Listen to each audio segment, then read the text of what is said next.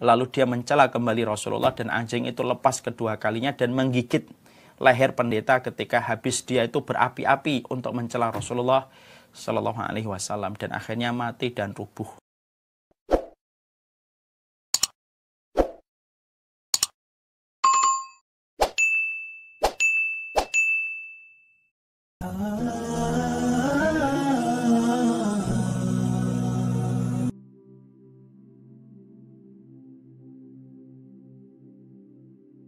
Mendapati bagaimana sebuah kisah yang disampaikan oleh Imam Ibnu Hajar, ada seorang pendeta yang mencela Rasulullah diterkam anjing.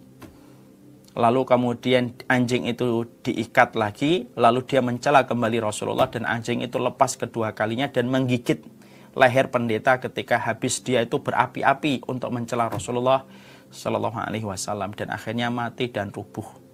Kejadian itu sampai disaksikan ribuan orang, sampai para ahli tarikh, ahli sejarah mengatakan ada 40.000 orang yang akhirnya masuk Islam ketika melihat kejadian itu langsung ataupun yang mendengar kejadian itu. Untuk menunjukkan kepada kita bahwasanya Rasulullah itu begitu tinggi kedudukannya dan dia telah mendapatkan dan beliau telah mendapatkan garansi dari Allah semasa hidupnya dan semasa wafatnya.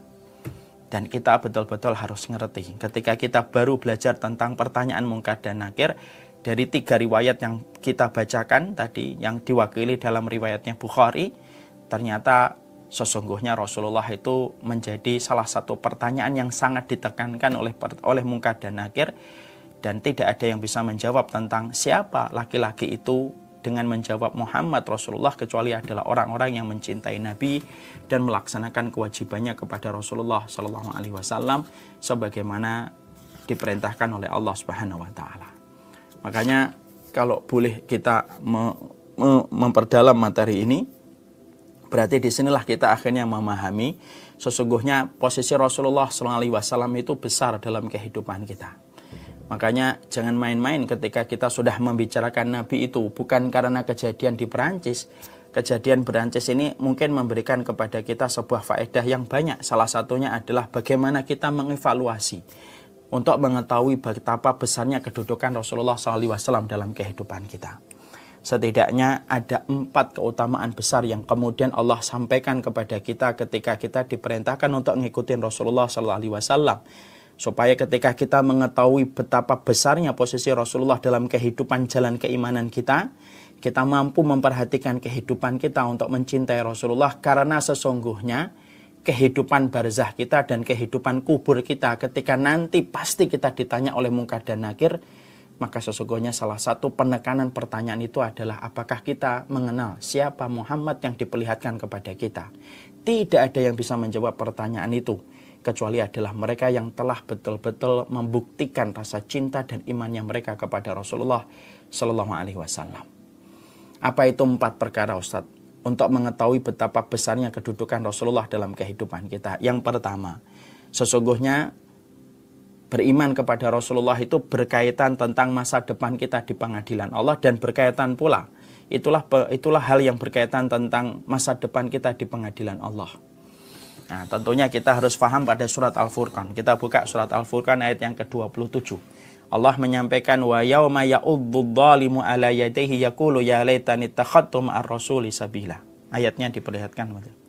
Pada surat Al-Furqan ayat yang ke-27 Allah kemudian menyampaikan kepada kita wa yauma ya'uddu dhalimu ala yadayhi yaqulu ya laitani ittakhadtu ma'ar rasuli sabila. Sesungguhnya orang-orang dolim ketika pada hari kiamat nanti mereka itu menggigit jari jemari mereka sembari mereka menyesali perbuatan mereka, dan mereka berkata, wahai dulunya kami itu ngikutin Rasulullah SAW. Ini menunjukkan kepada kita bahwasanya Masya Allah ya, ternyata urusan Rasulullah itu berkaitan tentang masa depan kita di akhirat. Masa depan kita di akhirat itu berkaitan tentang bagaimana kita di posisi ketika mengikuti petunjuk mengimani Rasulullah SAW. Makanya penyesalan manusia ketika mereka di padang mahsyar itu apa? Mereka itu menggigit jari jemari mereka sebagaimana yang Allah sampaikan, dan mereka berkata, cobalah dulu kami mengikuti Rasulullah. Kenapa penyesalan ini yang mereka sebutkan dan Allah dokumentasikan dan abadikan di dalam Al-Quran? Karena semua penyesalan yang lainnya itu akan tenggelam dengan penyesalan ketika mereka baru tahu ketika di akhirat bahwasanya tidak ada kerugian yang paling besar kecuali adalah kerugian ketika tidak ngikutin Rasul. Makanya orang yang menyesal berzina, minum khamar, makan riba, itu semuanya akan tenggelam dengan penyesalan yang lebih besar. Apa penyesalan yang lebih besar? Ketika mereka tidak ngikutin Rasul. Ya. Itu membuktikan kepada kita, berarti keselamatan kita dalam pengadilan Allah dan masa depan kita di akhirat itu tergantung bagaimana ketika kita dalam kehidupan kita menyelaraskan kehidupan kita dengan Rasulullah SAW. Makanya sampai penyesalan manusia ketika nanti di akhirat itu yaitu adalah ketika mereka itu baru sadar, ya Allah, tidak ngikutin Rasul itu ternyata menjadi sebab kerugian terbesar pada kehidupan kami di akhirat. Makanya mereka menggigit jari jemari mereka untuk menyesali apa yang telah mereka lakukan ketika mereka sadar. Coba kami dulu di dunia itu ngikutin Rasul.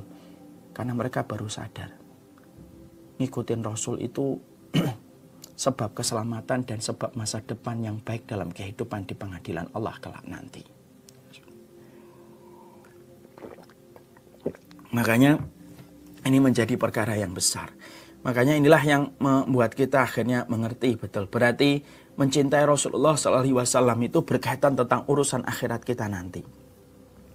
Makanya inilah yang menjadikan kita memahami posisi mencintai Rasulullah itu yang pertama. Kenapa penting? Karena sesungguhnya itu berkaitan tentang masa depan kita dalam kehidupan di pengadilan Allah. Yang kedua, sesungguhnya mencintai Rasulullah itu berkaitan dengan kesuksesan kita di alam barzah. Sebagaimana yang tadi kita jumpai dan kita dapatkan dalam hadis yang diriwayatkan oleh Imam Bukhari dari Anas bin Malik.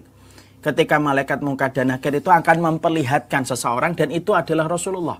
Tidak ada yang bisa menjawab bahwasanya itu adalah Nabi Muhammad, Rasulullah dan hambanya Allah kecuali orang-orang yang mereka beriman kepada Rasul. Makanya siapapun yang ingin dilapangkan urusan barzahnya, masa depannya di akhirat itu menjadi mudah, maka sesungguhnya tidak ada sebuah jalan yang harus dia tempuh kecuali harus menempuh jalan yang ditempuh oleh Rasulullah dan para sahabat. Karena ini merupakan sebuah konsekuensi dari keimanan kita kepada Allah dan Rasulnya. Karena sesungguhnya urusan barzah kita itu sangat tergantung bagaimana kemudian kita mengikuti Nabi, beriman kepada Rasulullah. Suksesnya saya, suksesnya antum dalam kehidupan barzah sangat tergantung bagaimana kita ngikutin Rasulullah dalam kehidupan kita. Semakin kita menyelaraskan kehidupan kita dengan apa yang dicontohkan oleh Rasulullah, semakin besar Allah itu akan kemudian menggampangkan dan akan mengurusi sisa dalam kehidupan kita di alam barzakh. Siapa sih yang tidak ingin untuk menjawab ini adalah Rasulullah? Mampu menjawab bahwasanya ini adalah Rasulullah, seorang hamba dan Rasulnya Allah. Itu bukan sesuatu yang sifatnya instan, tapi itu merupakan proses dari pembuktian kita seumur hidup kita. Sampai kemudian betul-betul kita ngikutin Rasul. Sampai kemudian ketika kita ngikutin Rasul, maka Allah yang akan memberikan rahmat dan memberikan pertolongan kepada manusia ketika di dalam kubur, dia menghadapi Munkar dan Nakir, maka dia tahu bahwasanya yang diperlihatkan Munkar dan Nakir itu adalah Rasulullah. Kenapa?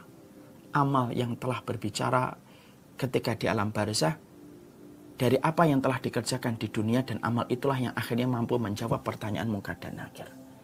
Coba kalau ada seorang mengaku muslim, tidak peduli tentang sunnahnya Rasul, tidak peduli tentang sunnah nabinya, tidak peduli tentang jalan yang ditempuh oleh Rasulullah, sibuk dengan hawa nafsunya, sibuk untuk mengkreasi tetap syariatnya, mungkinkah mereka akan mengenal ketika malaikat Munkar dan Nakir memperlihatkan seseorang kepada kita, kalau kita tidak pernah membuktikan keimanan kita kepada Rasulullah?